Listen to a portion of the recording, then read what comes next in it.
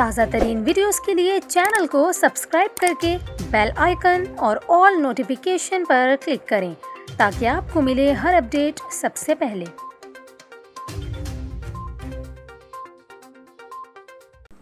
और अभी आपको बताएं T20 वर्ल्ड कप में अफ़गानिस्तान के खिलाफ बुलंदोबाला छक्के लगाने वाले आसिफ अली ने जीत के बाद अपना वीडियो पैगाम जारी किया है जो सोशल मीडिया पर वायरल हो गया है।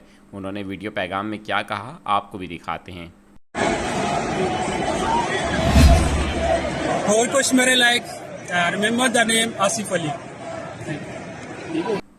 आपको बताएं कि ICC T20 वर्ल्ड कप के ग्रुप 2 के सुपर 12 मरहले के मैच में पाकिस्तान ने जीत की हैट्रिक मुकम्मल करते हुए अफ़गानिस्तान को सनसनीखेज मुकाबले के बाद 5 विकेटों से शिकस्त दे दी।